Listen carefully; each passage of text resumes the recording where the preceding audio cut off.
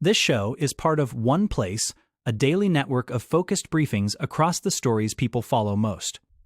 Welcome to today's roundup, where we dive into the biggest headlines in entertainment. We have a packed show today covering everything from late-night milestones to emotional TV tributes and viral family drama.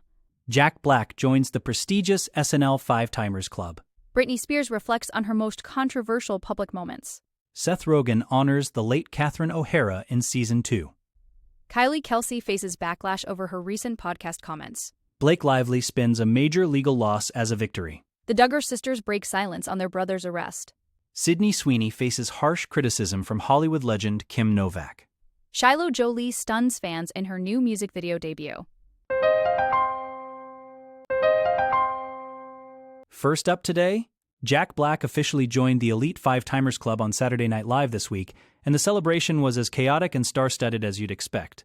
The monologue turned into a massive musical reunion featuring past hosts like Tina Fey, Melissa McCarthy, Candice Bergen, and Jonah Hill. It started with Jonah Hill walking out to welcome Jack, but he quickly dropped the news that the legendary Five-Timers Lounge has seen better days. When the curtain pulled back, the lounge was literally covered in spiderwebs and falling apart. Tina Fey showed up wearing a special jacket from hosting SNL UK, which she joked was made out of Paddington Bear. She pointed out that the Five-Timers bit has been used so many times since Tom Hanks started it that the club is basically run into the ground now. It was a hilarious, self-aware nod to the show's long history. The cameos didn't stop there, as Melissa McCarthy crashed the stage looking for a drink, only to find out the lounge was stocked with nothing but warm cans of John Mulaney's beer. She ended up shotgunning a can she claimed was filled with vodka, while Candice Bergen reminisced about a wild night she supposedly spent with Paddington back in the 70s. Even Jack White made an appearance, wearing his own Five-Timers jacket for musical guests, though he had to leave early because his parking validation was only good for 15 minutes. The whole segment culminated in Jack Black vowing to fix the club with the power of rock and roll. It was a high-energy way to celebrate Black's 5th time hosting, proving that even if the fictional lounge is crumbling, the chemistry between these comedy legends is still incredibly strong. It really highlighted how much the show relies on its recurring legacy and the fans' love for these iconic milestones. Now let's shift to Britney Spears is back in the headlines as fans and media outlets look back at some of the most defining and scandalous moments of her career. One of the biggest stories being revisited is the 2006 incident where she was photographed driving with her infant son, Sean Preston, on her lap. At the time, the backlash was massive, but Britney later explained in her memoir that she was in a state of pure panic due to aggressive paparazzi. She felt that getting her baby into the car and moving immediately was the only way to escape a dangerous situation. This reflection provides a much-needed perspective on the intense pressure she was under during those years. It's a reminder of how the media landscape of the mid-2000s often prioritized a shocking photo over the actual safety and mental well-being of the celebrities they were stalking, especially young mothers like Britney, who were constantly being scrutinized. The retrospective also touches on her infamous 55-hour marriage to Jason Alexander in Las Vegas and that legendary 2003 VMA kiss with Madonna. Britney has been very candid lately, admitting that the Vegas wedding was fueled by being young, bored, and a bit too much to drink. As for the Madonna kiss, she noted in her book, The Woman in Me, that it was a calculated cultural moment that achieved exactly what it was supposed to do by grabbing the world's attention. We also can't forget the 2007 period where she famously shaved her head and hit a car with an umbrella. Looking back, Britney describes those actions as a form of rebellion against a world that tried to control every aspect of her appearance and life. These stories aren't just scandals anymore. They are pieces of a larger narrative about a woman reclaiming her voice after decades of being defined by others' perceptions and legal constraints. Next up, the production of the Apple TV Plus series The Studio is facing a very difficult road ahead following the sudden passing of the legendary Catherine O'Hara. Catherine, who played the pivotal role of Patty Lee, died at age 71 from a pulmonary embolism just as filming for the second season was set to begin. Seth Rogen, the show's creator and star, recently opened up about how the team is handling this devastating loss. He confirmed that the show will not ignore her death but will instead acknowledge it directly within the storyline. Rogen mentioned that the characters will feel a bit anchorless, which mirrors exactly how the cast and crew feel in real life. They had already written the entire season with her character as a central figure, so her absence has created a massive void both emotionally and narratively. It is a brave choice to weave such a real-life tragedy into the fabric of a comedy series. Co-creator Evan Goldberg echoed these sentiments, describing the situation as an unbelievable challenge. He noted that Catherine was the anchor of the show, and without her, The shockwaves are being felt through every single episode they are currently filming. The cast was reportedly stunned because no one knew she was dealing with any major health issues before she passed. Seth Rogen shared a touching memory, saying that at the end of the day, the whole crew just wanted Catherine to think they were funny, because her approval meant so much to them. The show aims to honor her legacy by being honest about the grief of losing a mentor and friend. Fans of Schitt's Creek and her extensive body of work are mourning alongside the cast, and it will be incredibly moving to see how the studio pays tribute to such an irreplaceable talent when the new season finally premieres later next year.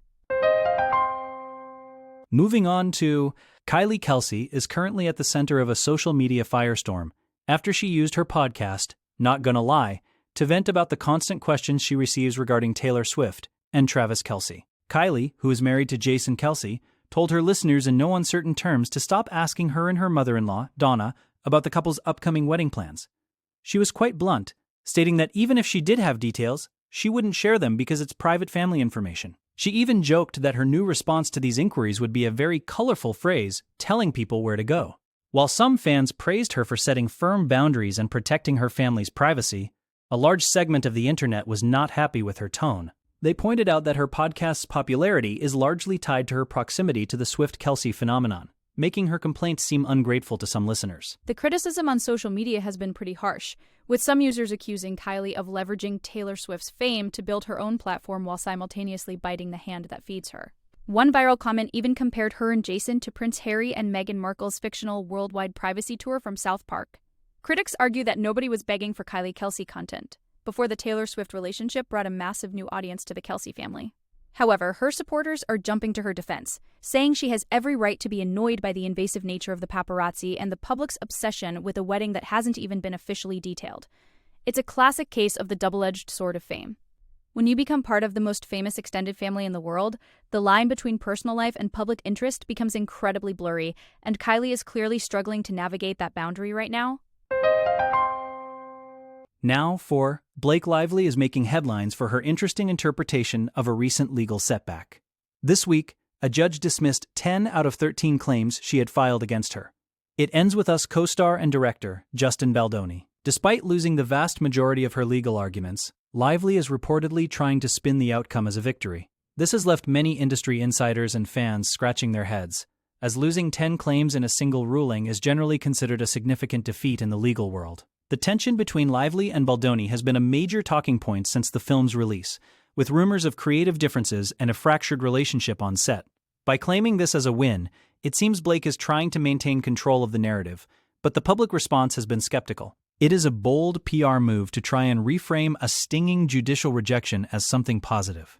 The legal battle stems from the complicated production of the Colleen Hoover adaptation, which was a massive box office success but was plagued by behind-the-scenes drama. The fact that 3 claims still remain means the legal saga isn't entirely over, but the dismissal of the bulk of her case is a clear sign that the court didn't find much merit in her primary grievances. Observers are pointing out that this spin attempt might actually backfire, as it draws more attention to the specific claims that were tossed out by Judge Lemon. It's a high-stakes game of reputation management. Blake has always been known for her polished public image, but this ongoing feud with Baldoni is proving to be one of the most difficult challenges she's faced in the spotlight. Whether she can actually convince the public that this is a win remains to be seen. But for now, the numbers don't seem to be in her favor. Next, we have, in a deeply somber turn of events, Jessa and Jonna Duggar have finally broken their silence regarding the arrest of their younger brother, Joseph. Joseph was recently arrested in Arkansas and charged with multiple counts of endangering the welfare of a minor and false imprisonment stemming from an alleged incident involving a 9-year-old girl during a 22 family vacation. Jessa took to Instagram to express her profound grief, calling the situation a heartbreaking wrong that grieves the heart of God. She emphasized her prayers for the victims' healing and justice. This is particularly heavy for Jessa and her sister Jill, as they were victims of their older brother Josh's abuse years ago. The fact that another brother is now facing such serious allegations is a devastating blow to the family, and has reignited public scrutiny over the environment in which the Duggar children were raised. It is a tragic cycle that continues to haunt them. Jonna Duggar also released a statement on Facebook, saying she was heartbroken and shocked by the news. She claimed the family had no prior knowledge of the allegations until they became public, which has been a point of contention for many following the case. Joseph has since pleaded not guilty and was released on a $600,000 bond after being extradited to Florida. The sister's public condemnation of his alleged actions marks a significant shift in how the family handles these scandals, as they are being much more direct about the harm caused to the victim. However, the shadow of their past remains, and many are looking to see how the rest of the family, including patriarch Jim Bob Duggar, will respond as the legal process moves forward. It's a dark chapter for the former reality TV stars, and the focus remains on the brave young girl at the center of these very serious criminal charges. Then there is. Sydney Sweeney is finding herself at the center of a legendary Hollywood critique. The Euphoria star is set to play the iconic Kim Novak in an upcoming biopic titled Scandalous, which focuses on Novak's relationship with Sammy Davis Jr. in the 1950s. However, the 93-year-old Vertigo star is not happy about the casting. In a recent interview, Novak slammed the choice, saying she would have never approved the film and that Sweeney is completely wrong for the role. Novak's criticism was surprisingly blunt, focusing on Sweeney's physical appearance and suggesting that the film would over-sexualize her story. She argued that her relationship with Davis was about a mutual need for acceptance, not the scandalous image the movie might portray. It's a rare and harsh public rejection from a living legend toward a younger actress who is currently one of the most sought-after talents in the industry today. Despite the harsh words from Novak, Sydney Sweeney has expressed how honored she is to bring such an amazing actress's story to life. She has noted that Novak's struggles with Hollywood scrutiny are still very relevant today. The film, directed by Coleman Domingo, is intended to be a serious drama about the racial and social barriers the couple faced during a very different era in American history. It's a tough spot for Sweeney, who is clearly a fan of Novak's work, to be publicly dismissed by the very person she is trying to honor. This conflict highlights the tension that often exists between Hollywood's desire to tell historical stories and the real people who lived them. While Novak feels the casting misses the essence of who she was, the production seems committed to exploring the complexities of her life. It will be interesting to see if the film can win over critics despite this initial disapproval. And finally, Shiloh Jolie is making waves with her debut in a new music video for K-pop singer Daeyoung. Fans are absolutely losing it over the teaser for the song What's a Girl to Do, which is set to drop on April 7th. The 19-year-old appears in a dance sequence and a solo cameo, and the internet can't stop talking about how much she looks like a young Angelina Jolie. From her facial features to her overall aura, the resemblance is truly striking. Many fans commented that Angelina basically birthed a twin, and they are thrilled to see Shiloh stepping into the creative spotlight on her own terms. It's a major moment for her as she begins to establish her own identity in the entertainment world, separate from her famous parents. The video showcases her impressive dance skills, which she has been honing for years, and the reaction has been overwhelmingly positive so far. What's even more surprising is that the production company, Starship Entertainment, claimed they had no idea who Shiloh was when they cast her. They held an open audition in the US and selected her based on her performance with a dance crew called Culture. They only recently found out about her connection to Angelina Jolie and Brad Pitt by chance. This adds an extra layer of cool to her debut, as it suggests she earned the spot purely on her talent rather than her last name. Shiloh has notably dropped the Pitt from her name recently, further signaling her desire for independence. As the full video release approaches, the anticipation is building to see more of her performance. It's clear that she has inherited the famous Jolie Pitt charisma. And this music video could be the start of a very successful career in the arts for the eldest biological child of the former power couple. That wraps up our daily briefing. Thanks for joining us for this look at the latest stories.